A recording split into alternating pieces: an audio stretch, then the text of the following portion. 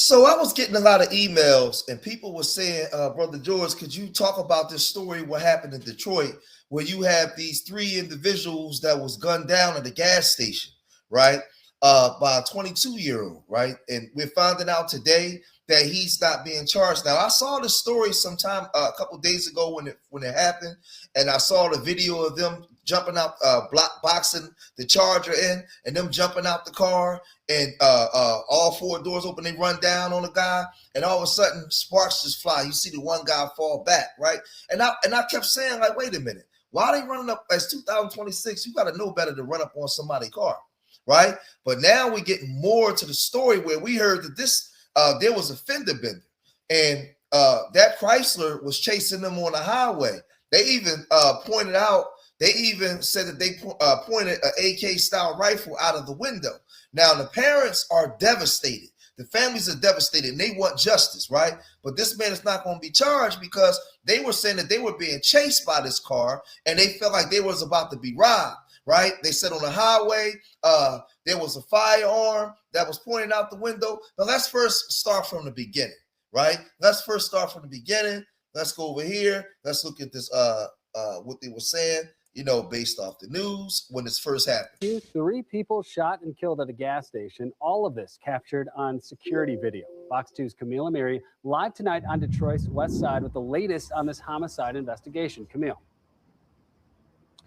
Yeah, Dave. So it happened here right near where I'm standing, actually, here at the Sunoco around 3 o'clock this morning. McNichols and Loss are in Detroit. Let's take a look at some video. This is the security video. Obviously, you will not be seeing where the shooting happens, but you see people get out of one car and approach another car. And then as you can see here, this Chrysler, this Chrysler, they were saying, right here, this Chrysler, they saying was in pursuit of this Charger. Now, the Chargers, they're still in the car. They jump out the car and go and run over and proceed to go over to the car, right? One person grabs somebody in that orangish colored car, and then now pause it again. These three right here, 1, 2, 3, they all got unalived. This guy got away. Are fired. Then you see, like, he the guy goes and he grabs the guy in the car. Actual then they orangish colored car backing they get out up. the car. They all jump out the stayed car. on the scene. They tried to get into the gas station to call for help, and it was closed 3 in the morning. They called 911, waited for police to get here. All together. So let's stop it. So let's stop it there. Now, 3 people was unalived. 3 people were unalived in this situation. 25-year-old was it Trevor Shearer? Hold on, let's go over here.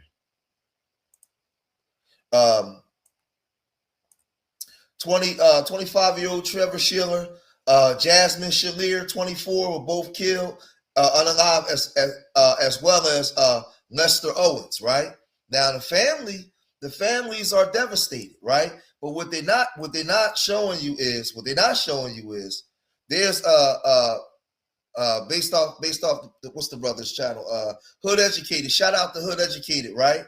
What they're not showing you is there was a chase on the highway where the young man that did the shooting, he has something to corroborate his story. Look at this. Go. Oh, look at these crazy ass people.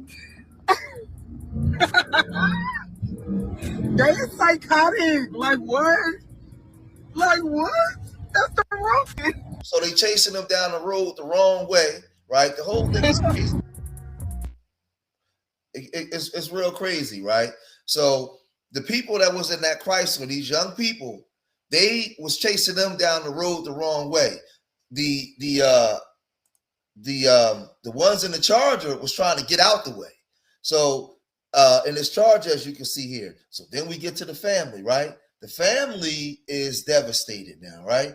And the family wants action. They want some action taken, right, to what happened to their lost loved ones. As we're talking about. So let's go to the families. 3 lives lost after a fight at a gas station escalates into gunfire. And tonight, we're hearing from 2 families impacted in different ways by the needless violence. Thanks for joining us at 6. I'm Ty Steele. I'm Kimberly Gill. There are two families reeling from what took place early Sunday morning on the west side. Police say it started with a car crash, but ended with a shooting near 6 Mile and Losser. Erica Erickson has been talking with the families of those victims today. And Erica, this is just tragic and heartbreaking, hard to process. It really is. We're talking about 3 young lives, 2 families absolutely devastated, and now a third family with a young man behind bars. Take a listen. I don't know how I'm gonna do it. I don't know how I'm gonna do it. 3 young lives gone in seconds. There's a hole in my heart. There's a hole in my heart that I know will never be filled again. It will never be filled again. A deadly shooting times 3 on McNichols and Losser on Detroit's west side early Sunday morning. A crash, then a confrontation, then gunfire. They don't know what they did Sunday morning, and they don't know what they did to me and his family. They took a beautiful soul from us. That's the father of 24-year-old Lester Owens III, shot and killed along with tight-knit siblings. 25-year-old Trevor Sheeler Jr., known as Harry, and his sister, 24-year-old Jasmine Sheeler, known as Jazzy, all killed after celebrating a birthday party. Nothing made any type of sense to me. You know, you get to the point where you stop asking why. Both leaving behind young children, Jasmine and her big brother, inseparable. As Lester's family describes him as hardworking and kind. She always say, "Granddad, how you doing, Granddad?" You know what I'm saying? You know, with that beautiful smile of his. The 22-year-old accused shooter arrested at the scene, but the disbelief, anger, questions for these families just beginning. He had so much future. He had a beautiful heart. He was loved by many. They're gonna be truly missed. But I love him. Stop. I don't want to keep.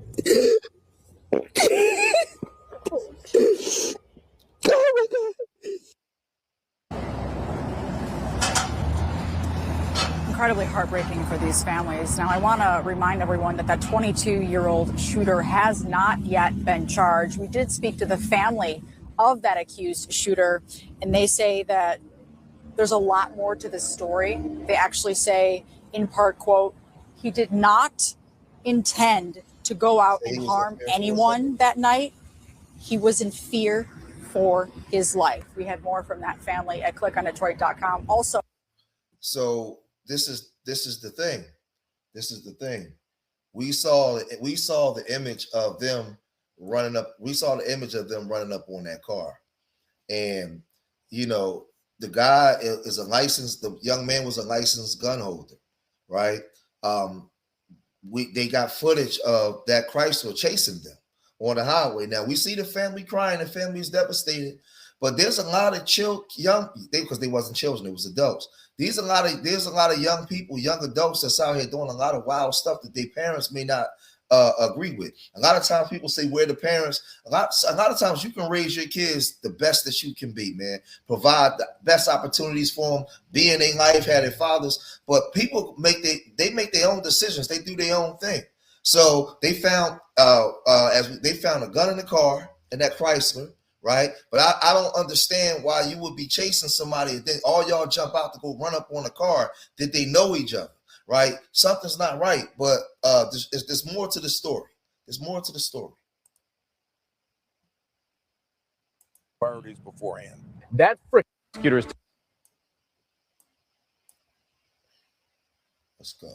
We begin with breaking news tonight. Prosecutors declining to charge the man who shot and killed 3 people at a Detroit gas station, citing self-defense. Thank you for joining us. I'm Simon Shaquette. And I'm Heather Catallo. It's a story we've been following since the weekend, and tonight it's raising new questions about conflict, guns, and choices that can turn deadly in an instant. All this unfolded around 3 a.m. Sunday at a gas station near McNichols and the Redford Township border. 7 News Detroit's Randy Wimbley is your Detroit reporter following this developing story, hearing from the outraged and grieving family of one of those victims, a community activist, an attorney, and he's breaking down why prosecutors say their hands are tied. Yeah, devastating news for those families. From what I'm noticing, that young man Owens that was unalive, he comes from a good family. He got his grandfather, his father, his mother. Like, he has an intact, structured, stable family, but that don't still stop you from out there doing stuff you ain't got no business doing. It ain't always the family, the way you was raised. It has everything to do with your choices, man. Your choices.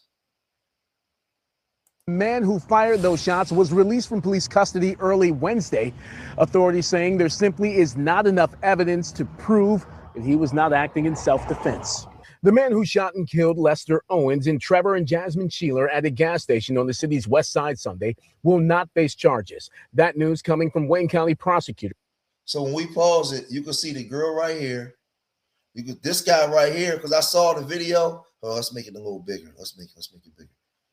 This guy right here in the white shirt, the girl right here to his right in the black shirt, and that's Owens, the father that was speaking. He's grabbing on the guy. The guy in the white t-shirt, he fell back right away. He got hit in the dome. He got his a wig piece right away. Right, they gave him a sky piece. He went back. The girl right here next to him, the sister, I didn't see. She got smoked too. But man, this whole thing is just messed up, man. It's just messed up. Young people.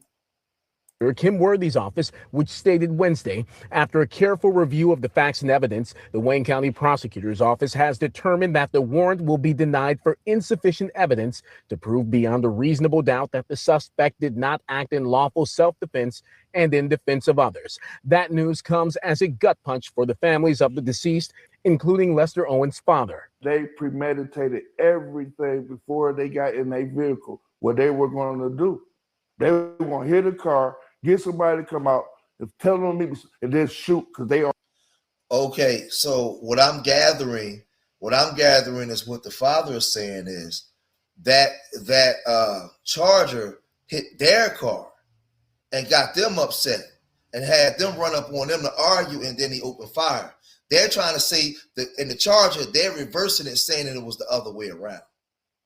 The father's saying that no, they hit their car.